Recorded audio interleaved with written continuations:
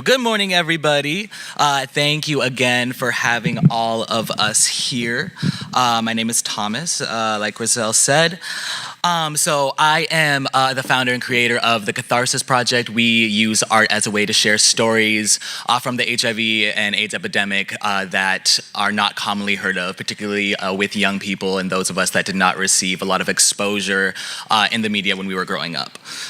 So the purpose of this panel is really to discuss the impact that HIV and AIDS have on young people, and we get to hear from our lovely panel over here.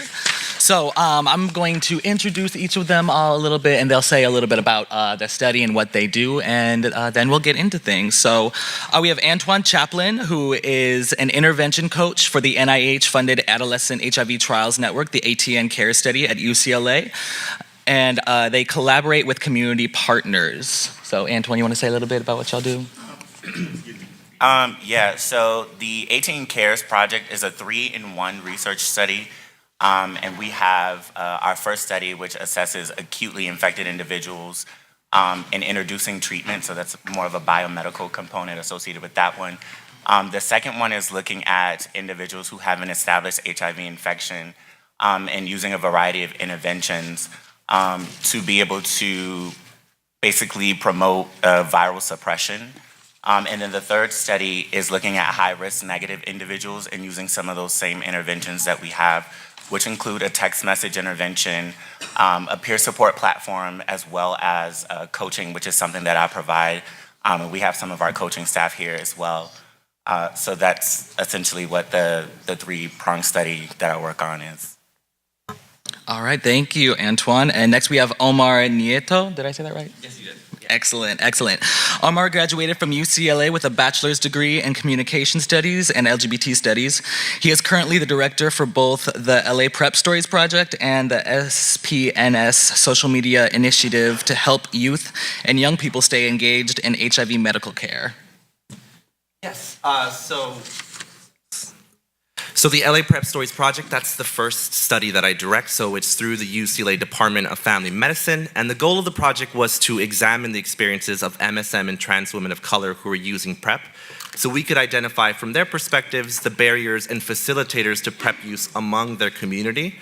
And as part of the study, we're also looking at the impact of stigma on disclosure of PrEP use, so that's kind of what I've been doing with that study.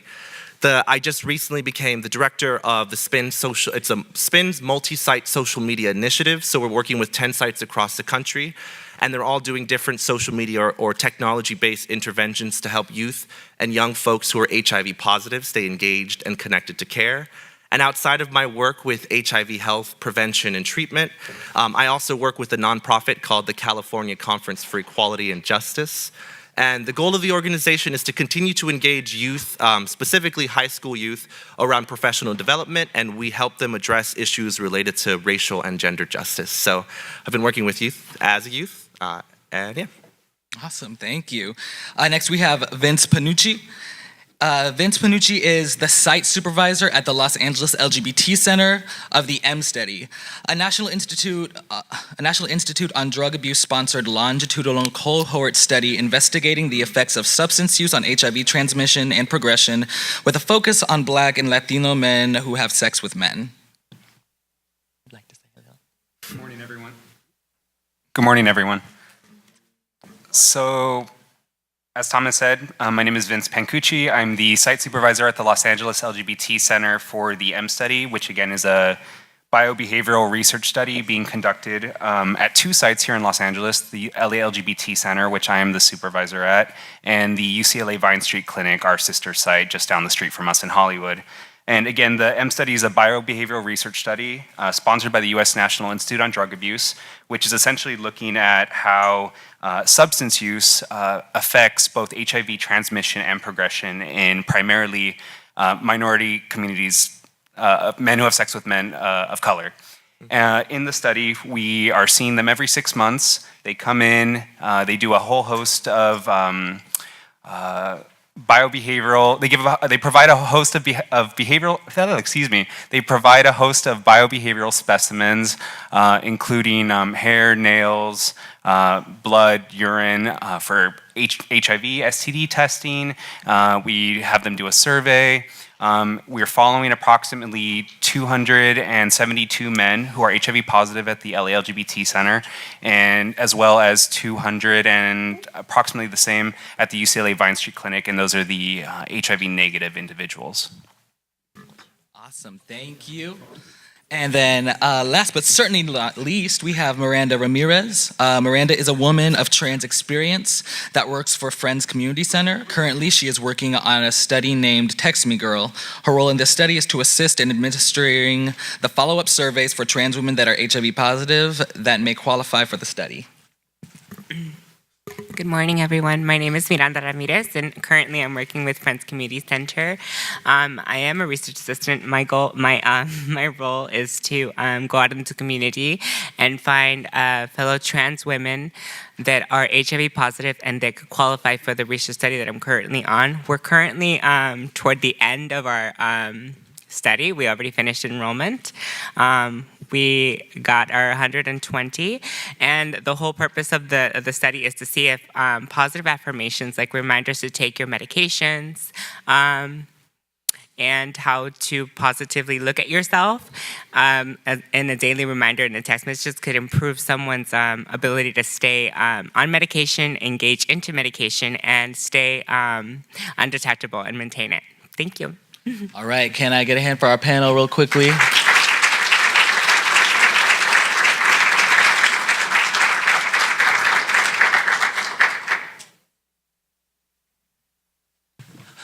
Alrighty, so before we get into these questions, I would like to thank our panelists again for coming out today and to speak about the work that they do and their experiences, either as people living with HIV or those affected by HIV. I would also like to thank the Commission for always taking time every year to address the issues surrounding young people living with HIV. I know the work that many of you do, and I've worked alongside or in conjunction with several.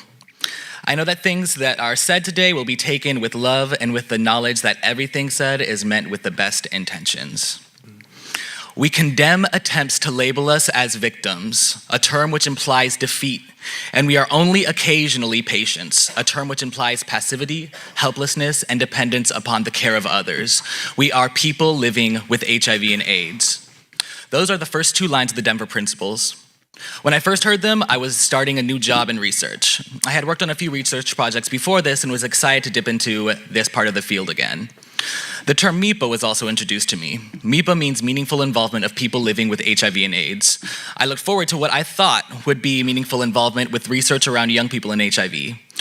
Needless to say, that's not exactly how things played out. I ended up leaving that job and going somewhere where I thought my voice and experience would be honored and my opinions and thoughts would have significant influence as somebody living with HIV. The empty chair you see over there is meant to be a symbol and a reminder. It is a symbol of the voices that are left out of the inception, construction, decision-making, paper writing, and management of research involving young people living with HIV. The voices of subject matter experts, the voices of young people living with HIV, the young Black people living with HIV, the young Latino people living with HIV, those experiencing homelessness and living with HIV, young, trans, and gender non-conforming folks living with HIV. It is a reminder that if we are not present when this research is being conceptualized, our perspectives are invisible. Nothing about us without us is ever for us. I became a researcher the moment I was diagnosed, and the moments I figured out who I could tell and who I could talk to, and the moments I took my meds for the first time and reading every single word on the printout to make sure I didn't miss any of the side effects. And even on the days, weeks, and sometimes months I wouldn't take my medication, whether that was from the traumas I was navigating, being unstably housed, managing addiction, or anything else. I became a researcher through those experiences, and if your research does not involve people like me, but is engaging people like me, and we are not engaged on all levels of leadership, you are doing us a disservice. Nothing about us without us is ever for us. The Commission is charged with listening to community needs and issues and learning from the communities most affected by HIV and respecting their leadership to develop sound programs and policies.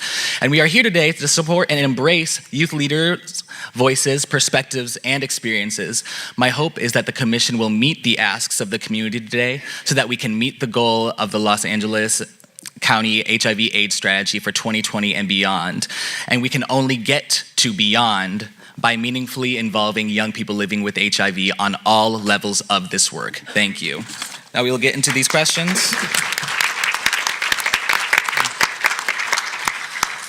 Alrighty, y'all. So I'll pose this to each one of you. Through your work experience with youth and the research projects that you are involved in, what do you feel is young people's perception of HIV and STDs today? Yes, so Omar, again, I can go ahead and answer first. So when I think of the way that youth and young people form their perceptions of sexual risk, I always think of it in terms of before and after they're engaged in care, right? If they're engaged in care. So that's before they go to the center, that's before they go to Bienestar or the Black AIDS Institute or whatever other service organization to get tested and treatment. I think that youth today still have this perception, first of HIV, that it is still a terminal disease, right? So they believe that if they were to contract HIV, that their life is essentially over, that their relationships are essentially over, and that pleasure and sex is essentially over. And the reverse is that if they do end up contracting a sexually transmitted infection, they have this belief that it is a negative reflection on them, that they are dirty if they were to contract an STI. And I think the good thing is that we have a lot of health educators, navigators, medical providers, and peers that do a great job in terms of helping them to combat these internalized shame that they have, to combat the misperceptions about HIV and STD, but also the misinformation about how HIV and STD is transmitted, because I still think that there's a whole lot of misinformation. But even with these people that we have in place that help our youth and young people to work through some of this shame, there is this persistent narrative that you are wrong and that you're dirty if you contract HIV and STDs, and I see this continuing to happen.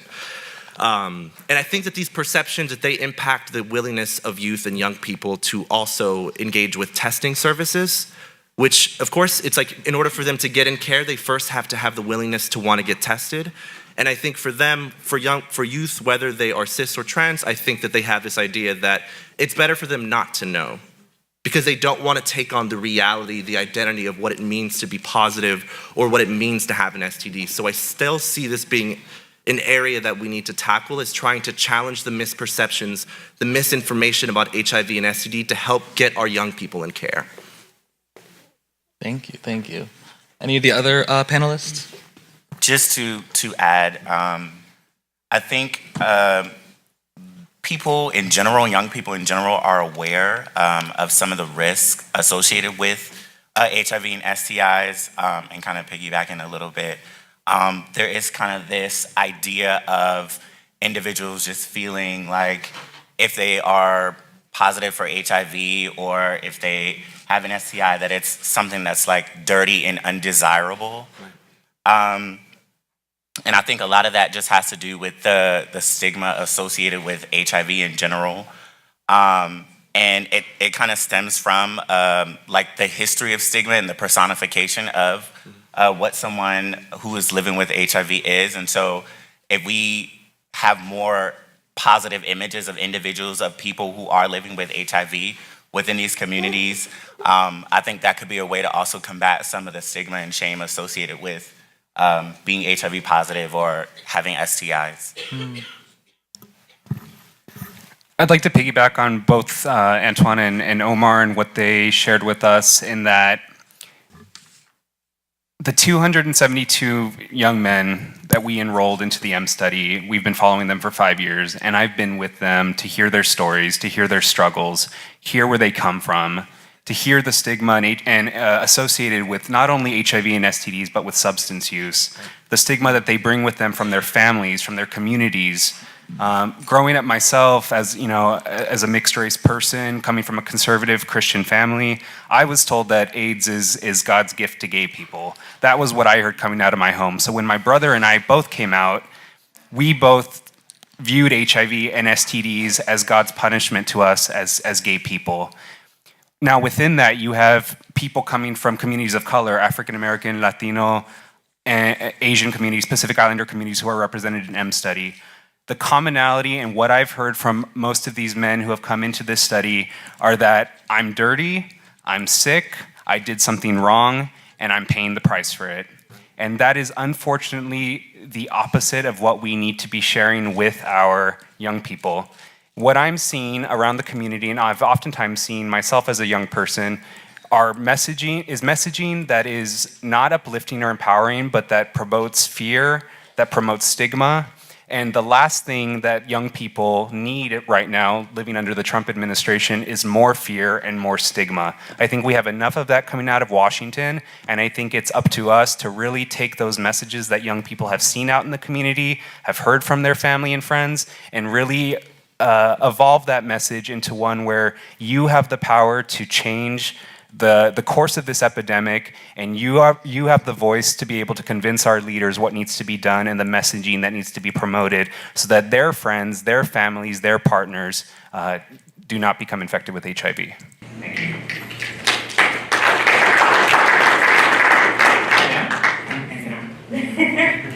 I would like to agree with that as well, but as also as a trans woman that is of color and HIV positive, I was diagnosed when I was 14, and I know that a lot of my understanding of HIV was when I got tested was a gift card and a free meal to McDonald's, technically. And I remember telling my trans sisters, you know, I'm HIV positive. They're like, oh no, girl, you don't talk about that. Go get your coin. When I mean coin is, you know, I was actually doing sex work for survival. So by saying that, what I mean is that having more representation, being more open about talking about HIV amongst our community, and you know, teaching the girls and the guys, you know, and our youth that it's okay to talk about it. It's okay to be open about it, because a lot of the girls that I deal with, you know, my youth girls, they see representation on the TV, mostly of gay males, you know, or cis individuals. And I'm not coming for the community, I'm just being honest. We have very little representation within the trans women, and whenever you do see representation, my youth come back to me and they're like, oh no, it's just, you know, another show of a trans woman getting killed on CNI or something. Right. You know, or that she got HIV because she was being out there doing a sex work. But we can put more visibility for our gay males and our trans women in a positive light. We would change, you know, the outlook of this epidemic, because the children, the youth are looking, they're on their phone 24/7, they're watching TV 24/7. Honey, they follow the Kardashians more than they follow about anything else. Okay.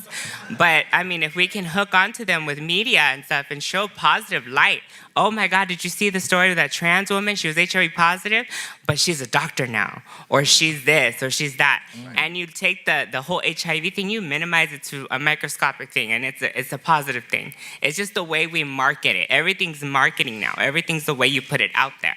So if we could change that, we could change the epidemic, and also stop the stigma amongst ourselves. Mm-hmm. Because a lot of it comes from family. A lot of it comes from where you come from the very beginning. You know, you discover yourself at home, and who do you talk to about it? Nobody, or your mother and father, or your brothers and sisters. The first thing they tell you is, oh, you're gay, that's bad. Or you're trans, that's bad. Diosito te va a castigar. Or you got HIV, it's because you're gay. Right. But if we can demolish that from home, or wherever they come from, we could cancel this epidemic right away. Mm-hmm. I would also like to add. I would also like to add that, along with my fellow panelists, and all agreeing that there are negative images, that because these negative images exist, there's a lack of perceived susceptibility. A lot of individuals, a lot of young people, they see these negative images, they internalize them, and they're like, well, that's not me, I'm not at risk. They find a way to dissociate themselves from the community of individuals who are HIV positive, or the community of individuals who are at risk.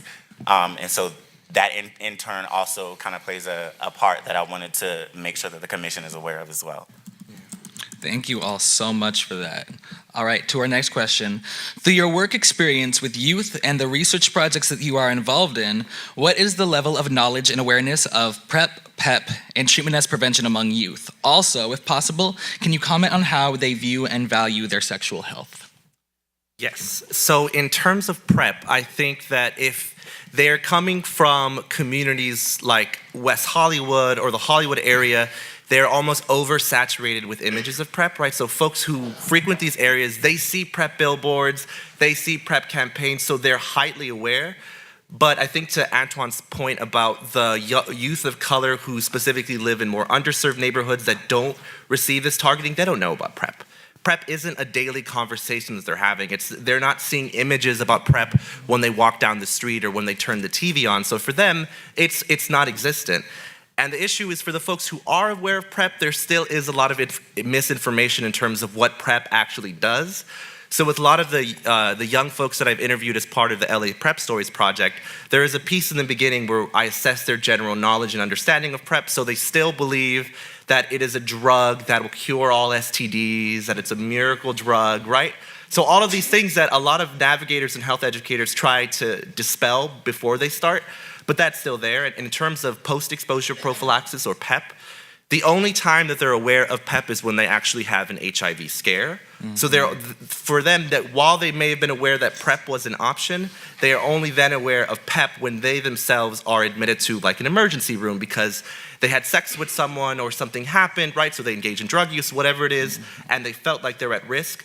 But treatment as prevention, so I actually just came from the ATN conference in DC. I was there Monday through Wednesday. And even among our youth cohort of folks who are part of the community advisory board, they still were unaware of U equals U, right? So undetectable equals untransmittable. So while we've been able to penetrate certain communities with PrEP information, that hasn't been the same with PEP or TASP or any other forms of biomedical HIV prevention. So I still think there's a lot of work that needs to be done in terms of expanding people's awareness of all of the options they have available, right? So that's also letting youth who are HIV positive know that they can protect themselves and there's still ways that they can protect their partners. Mm-hmm. I would like to say that my experiences are slightly different. A lot of the young people that I've communicated with, they know about these various interventions.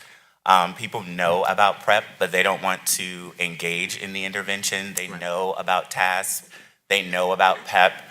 They may not have the verbiage or the wordage that we use in these spaces, but they have conceptualized these interventions.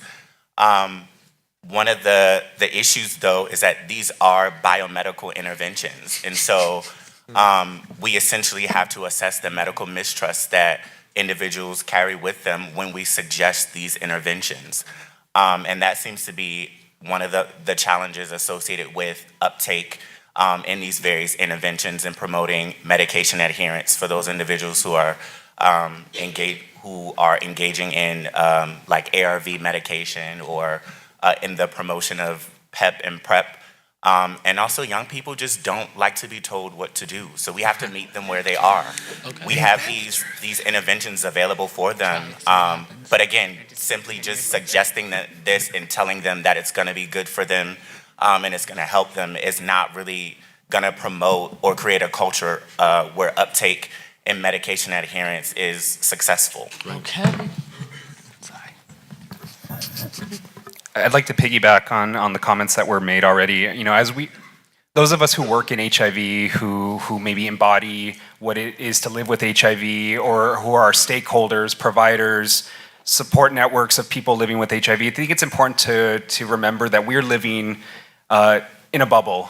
Those of us who work in HIV, those of us who are here for commission meetings, those of us who have been involved in this epidemic, in this fight for 10, 15, 20 years, I think it's important to know that while we may know what PrEP is all about, what PEP is all about, what TASP is all about, we have to remember that there are millions of people in this county and around the Southland that don't know what these things are. They may have seen it in a billboard, they may have heard it, on YouTube, they may have gone to West Hollywood and seen the mobile trucks, people handing out flyers to them about this and that. But I think it's important to step back and to understand that there are real barriers to people acquiring this knowledge about these things and applying it to their everyday lives. And like Antoine mentioned, young people, the last thing they like to hear is from someone who doesn't look like them, doesn't live their embodied reality, telling them what to do. And so I think it's important, first of all, to step back out of that bubble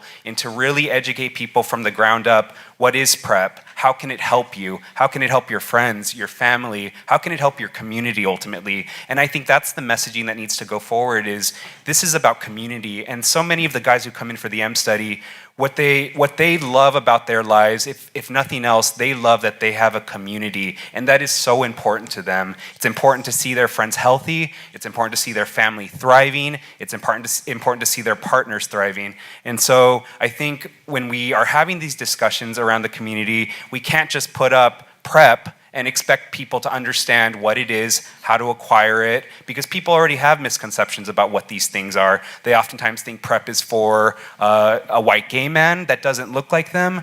The pharmaceutical companies do everything they can oftentimes to put it out there, but who's gonna pay for it? These are all things we need to really take into consideration if we're gonna get to 0 new infections. Mm-hmm.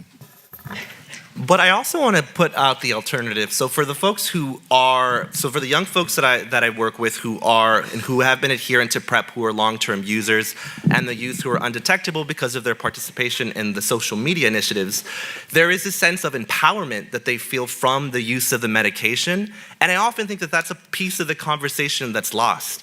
So the positive things that PrEP allows them, so it allows them to feel more connected to the queer community. It allows them to enjoy sex for the first time, right? And I think that like conversations about sex and pleasure aren't things that we typically think of when we talk to youth. And yet we're trying to engage them in a conversation about sex without actually talking about that sex feels great. And that for the youth that I interviewed that who have used PrEP or who are able to achieve an undetectable status, it's completely transformed their relationships. It's allowed them, for our young folks who are negative, who are on PrEP, it's allowed them to have relationships with other youth and other folks who are HIV positive for the first time. And that's something for them that they probably would never have thought about. So I think, yes, there is a piece of this. There still needs to be a lot more information. There still needs to be this penetration in communities outside of like these queer white hubs like West Hollywood. That still needs to happen, but on the same time, we need to also center the voices and experiences of those who have had great experiences with PrEP, right? So they know that like, oh, not only is this another youth of color who looks like me who's on PrEP, but this is another youth of color who is on PrEP and who is able to get benefits from their PrEP use, or who's able to get benefits from receiving an undetectable status. So I just want to make sure that in approaching these conversations with youth that we talk about both sides, at this information piece, but also highlighting the real world experiences of those who are using the medications or the different treatments. Mm. So it sounds like biomedical interventions are not enough. There's more to it. Yes. Did you, Miranda, want to say anything? Okay. All right, awesome. And our next question. Through your work experience with youth and the research projects you are involved in, what is the biggest barrier impeding our progress in educating and empowering young people to understand the severity of the HIV and STD epidemic and take ownership of finding a solution? One of the biggest barriers that I have engaged in the research studies and working within my community for the trans women would be stigma. Stigma amongst each other, stigma amongst the community, always coming with the cloud of, is anybody gonna know my status? Or is anybody gonna know what I'm doing? Oh, my mother and father are gonna judge me. So my job as a research assistant and as a trans woman of color who is HIV positive, my job is to be a living testimony and to help break barriers for my fellow sisters and brothers by, waking up in the morning and, showing a positive light. I would like to see more visibility, within our communities, more people representing, more people being open about their status. So that youth can see the barriers breaking while they're walking living testimonies. Because a lot of the barriers I do see is that they don't have any representation. They're scared. They're like, oh, they don't, like you say, nobody looks like me, nobody acts like me, nobody is dealing with what I'm dealing with. Mm-hmm. That's one of the barriers I deal with. Yeah. I can speak to that. I think the biggest barrier essentially are people like us who want to help. And what I mean by that is there's a fundamental disconnect between the communities that we're trying to serve and the people in power and the people that are on the front lines even. And so we tend to get in the way of ourselves. There's even kind of a divisive nature that exists within the commission as well. So even at like the top level, there's some sort of disagreement as to how we as a collective are supposed to help those that are at an increased risk. And a lot of the times we mention things like, oh, well, young people or people in general feel like there's not enough people that look like them, or not enough people that have these lived experiences that they have. So let's say we hire those individuals.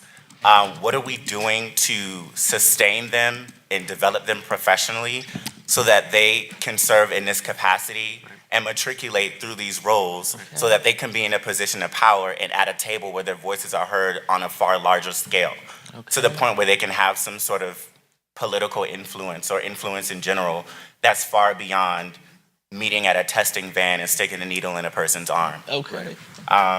So yeah, that's kind of my take on the issue.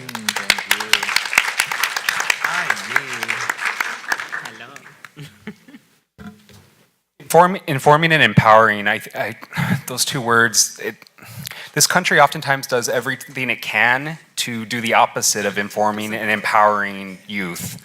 We've seen that, from the school shootings, in Florida to youth movements led, in the past decades across the United States. Youth oftentimes feel that they don't have a true voice to enact real change, not only at the federal level, especially not at the federal level, but including the state level and the local level as well. And oftentimes that's due to the fact that they are used to adults in their lives telling them that they're dumb, that they have nothing to add to the table, that they're learning, that they are the student. What we need to do is reframe that conversation to allow people to feel that, yes, I have that knowledge and I can go out there and work with my peers to change things in the community. With regards to retention and viral suppression, a lot of the guys we see in M study have had HIV for sometimes 5 years, sometimes 10 years, sometimes 15 years, sometimes 2 weeks, sometimes 1 week, sometimes 5 days.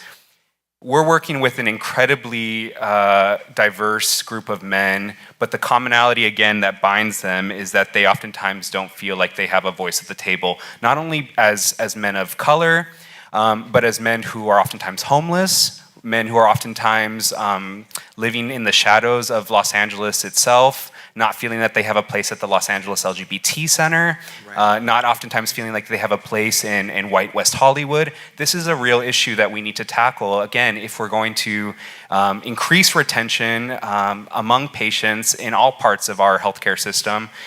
I do want to say one thing to the providers in the room: spend more time with your patients, please. If there's anything that those in the M study have shared with me, is that for the first time in their young lives, they came into a study, they were seen by a psych clinician who spent upwards of half an hour with them. And you know what they tell us? This is the first time that I spent more than 15 minutes with a provider and was able to ask questions, was able to show them on my body things that are happening, and our clinician responded accordingly. These guys are giving so much of their bodies in these studies. We need to do the same for them. We need to be there for them. We need to empower them. We need to lift them up. We need to tell them, you matter, your health matters, and we're going to help you. Right. Absolutely.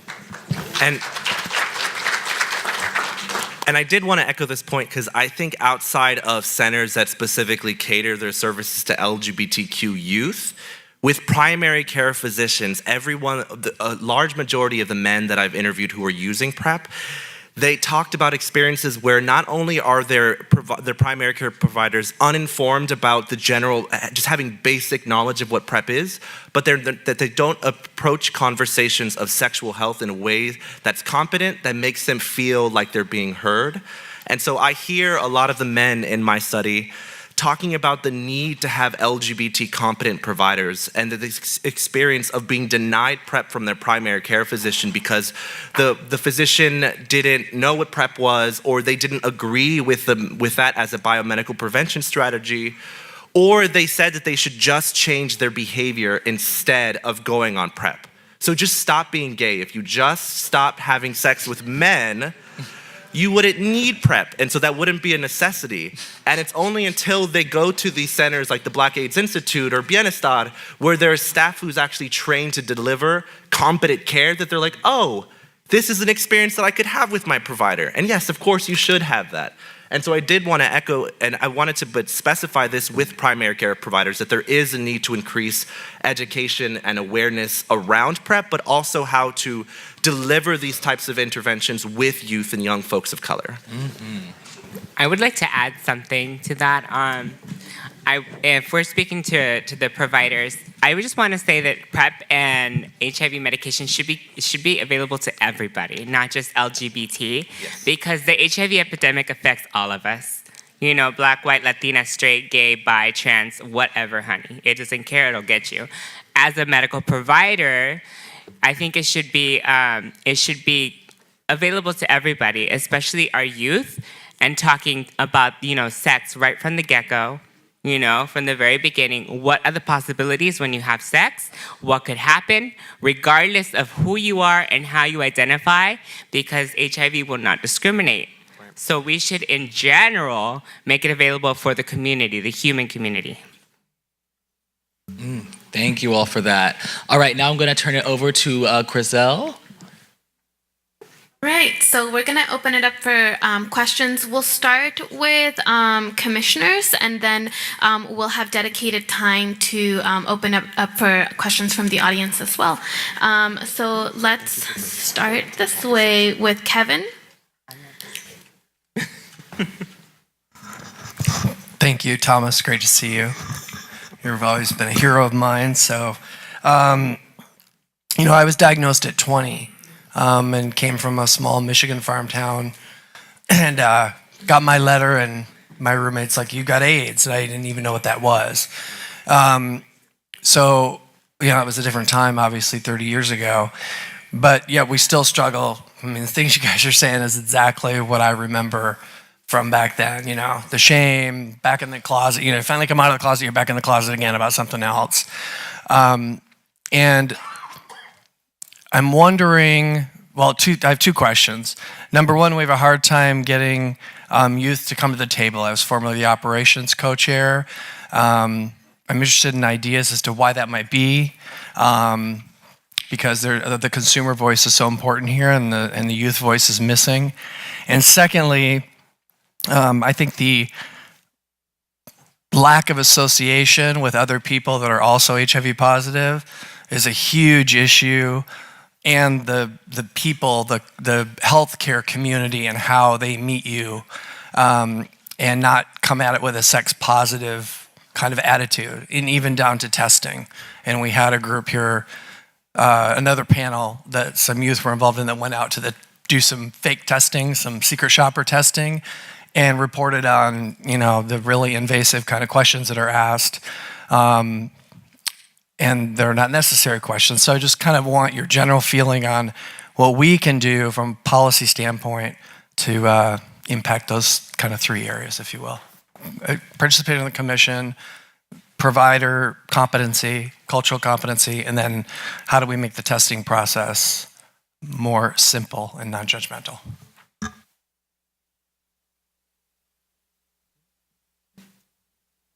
Sure, I'll try to tackle that question. It's a great question. I think this really gets to the heart, again, about youth and their involvement, not only in their own healthcare, but in the healthcare of their friends, their family, their community. And while I don't know the specifics of the committee of which you're bringing up, I do feel like we need to oftentimes, and I feel guilty of this as well, oftentimes trying to put so much of the pressure on youth to engage themselves in healthcare, on commissions, in committees, in research. And I think it's important to note, and maybe I'm deviating a little bit from your question, so I apologize, but I think it's important to note that this isn't an issue oftentimes of youth's ignorance or unwillingness to participate. In fact, I think that's the opposite of what you're saying. I think the issue is that oftentimes we in the bubble aren't going to them to engage them. I oftentimes feel a lot of the pressure is put on them to empower themselves, to lift themselves up, to be part of this, to add a voice to the community. We need to remember, though, that the barriers not only to participation in these various things that I just mentioned, but also in research, stem from a real crisis within our society with regards to economic justice, health justice, social justice, and racial justice. And I think until those barriers are addressed, we're not going to be able to engage much of anyone in anything. And so I think it's up to us to really see where we're falling short and allow youth to really be the ones at the table saying, this, move over, this is what we need to do. If you give me the opportunity, I'll tell you what we need to do. And just to piggyback onto that, I think, like I said, I just hope everything said is taken with love and with the best intentions. But the reality is that when it comes to serving on bodies like the commission, I love what you all do, and I love many of you, but it's not appealing to serve on it. As a young person, I'm glad I was able to get here at 8:30 and be here, but I'm the exception to the rule.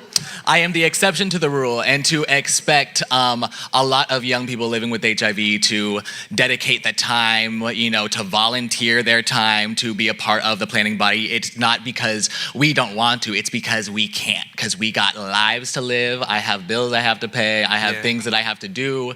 And unfortunately, going and giving and volunteering and giving my time takes away from all these other parts of my life that are necessary. Yes.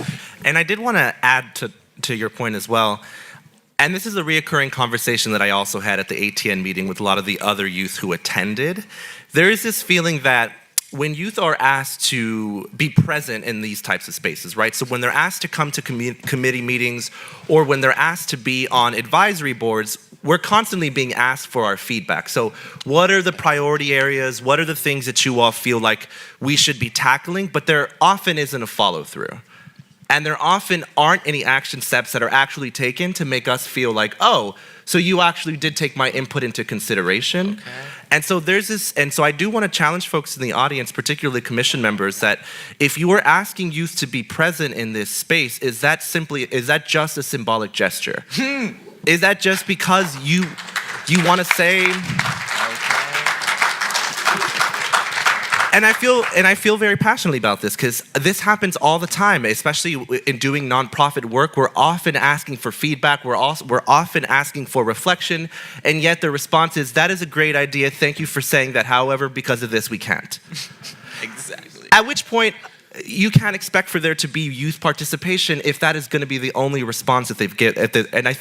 But I do want to be mindful, I want to be mindful of resources, right? And I want to be mindful that, of course, with young folks, when you engage in these conversations with them, they're going to have 1,000,001 ideas about what they would like to see. And realistically, you're not going to be able to go through with each one of them. But there needs to be the sense that, not only that you're hearing them, right, that you're listening to what they're saying, but that there is going to be a follow through with what's being said and that there is going to be some accountability.